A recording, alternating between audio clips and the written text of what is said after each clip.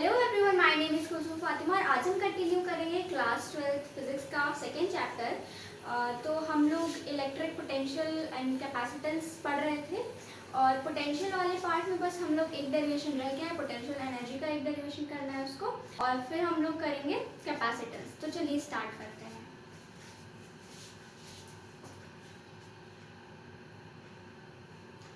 तो हम लोग का डेरिवेशन है potential energy of dipole in uniform electric field. सबसे पहले हम लोग एक डाइपोल बनाएंगे।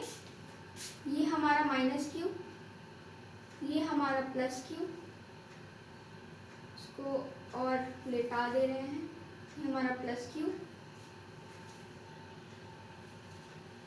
This is our dipole. ये हमारी डाइपोल है। यूनिफॉर्म इलेक्ट्रिक फील्ड कुछ ऐसी है। ये हमारी यूनिफॉर्म इलेक्ट्रिक फील्ड लाइंस है और जो डाइपोल है वो हमारी इलेक्ट्रिक फील्ड लाइंस के साथ जो एंगल बना रही है इट इज θ1।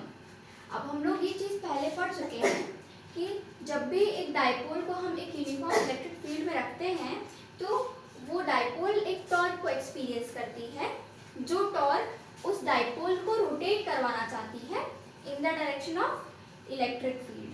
तो टॉर्क क्या कर रही है, इस डाइपोल को रोटेट करना चाह रही है in the direction of electric field. अगर हम लोग उसको रोटेट करें इन द अपोजिट डायरेक्शन, मतलब ये जो हमारा डाइपोल है इसको हम इधर रोटेट करें, यानी हम कुछ ऐसे रोटेट कर दें इसको, तो ये हो जाएगा हमारा एंगल θ2। θ1 से हमने θ2 रोटेट कर दिया इस डाइपोल को। ये हमारा पूरा डायग्राम हो गया। अब देखिए ये हम लोग बना सकते हैं, इधर ये डाइपोल है, इधर ये 2a होता है ना। ये हमारी यूनिफॉर्म इलेक्ट्रिक फील्ड है, θ1 और θ2 हम लोग ने पूरा बना लिया। Potential energy of dipole in uniform electric field में हम लोग को सबसे पहले क्या करना है, हम लोग को पता है। सबसे पहले हम लोग अपनी कंसिडरेशन लिख लेते हैं। Let's consider a dipole with two charges plus q and minus q and dipole moment क्या होता है p, dipole moment p। हम लोग ने एक डाइपोल कंसिडर की दो चार्जेस के साथ जिसका डाइपोल मोमेंट है p, और फिर हमने क्या किया, उसको रोटेट करा दिया फ्रॉम एंगल θ1 टू θ2। हम लोग को पता है वर्क क्या होता है, it is tau D theta. ये डिफरेंशियल फॉर्म है dw equals tau D theta. तो इसको हम लोग अगर dw को इंटीग्रेट करेंगे तो ये w बन जाएगा, बहुत कॉमन नॉलेज है। तो हम लोग इसको इंटीग्रेट करेंगे, इंटीग्रेटिंग फ्रॉम θ1 टू θ2। तो ये हो जाएगा हमारा w और ये हो जाएगा हमारा θ1 to θ2 tau D theta.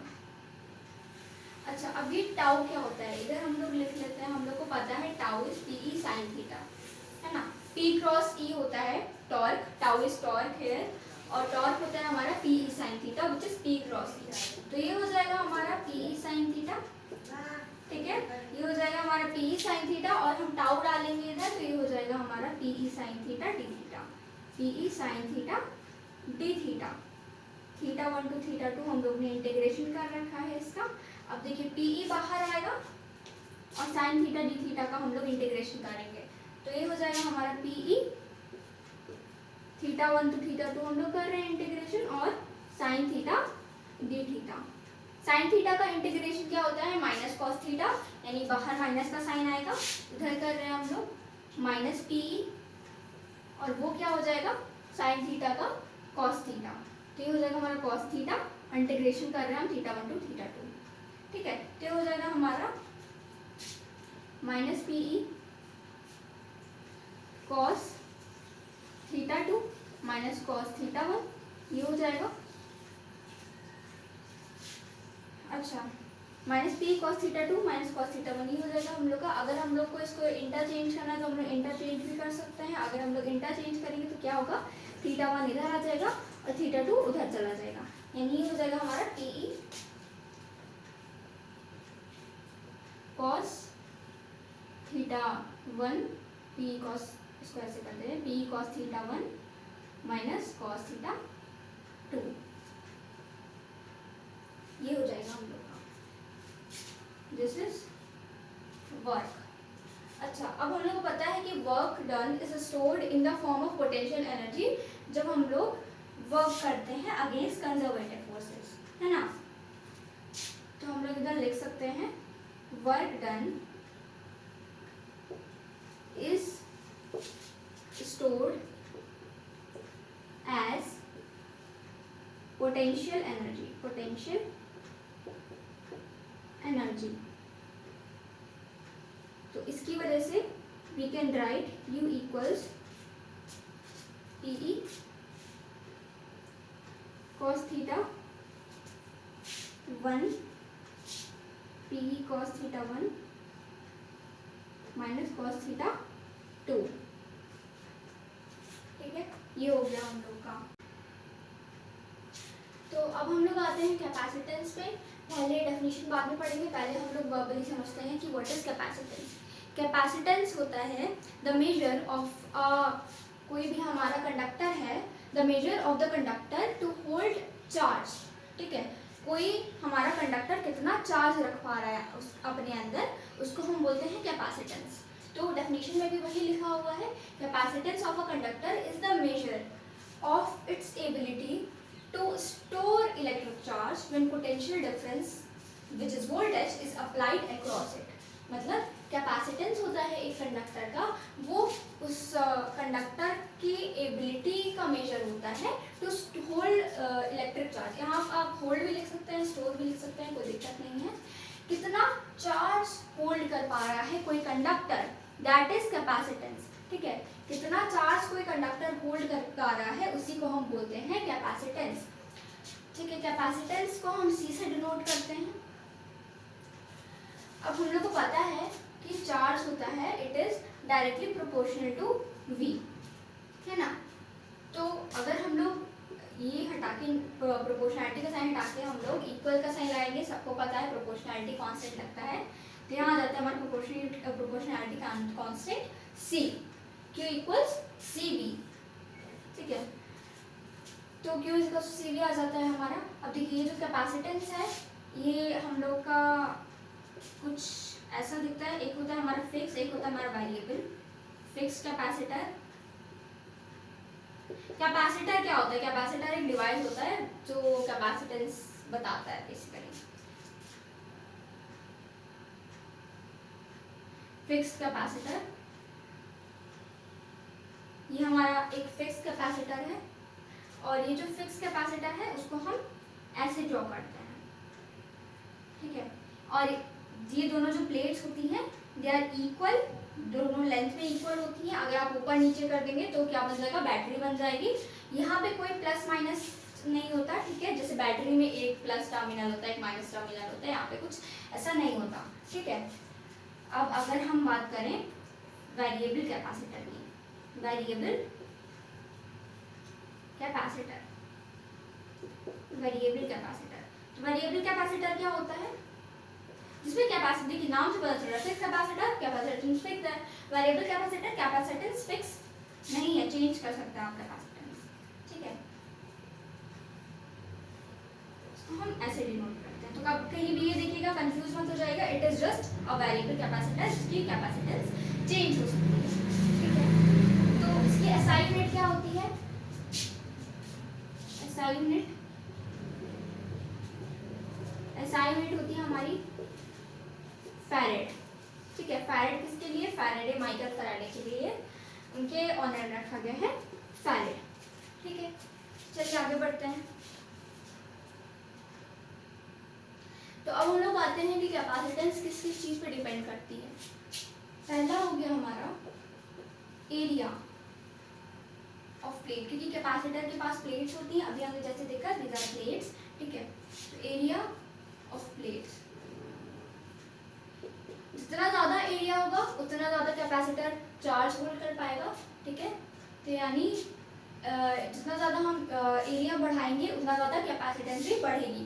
Capacitance increases when area increases, when area increases।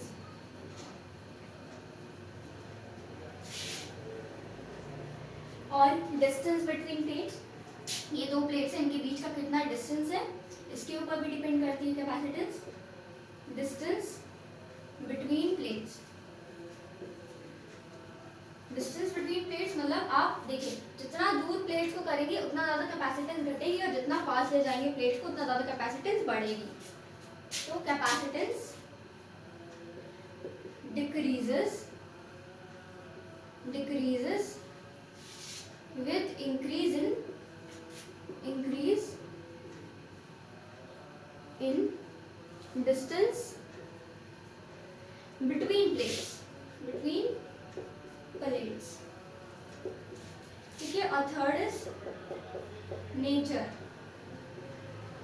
किसका, कैपेसिटर का, नेचर ऑफ कैपेसिटर किस चीज से बना हुआ है वगैरह वगैरह, तो वो हो गया हमारा नेचर ऑफ कैपेसिटर, उस पर कैपेसिटेंस डिपेंड करती है।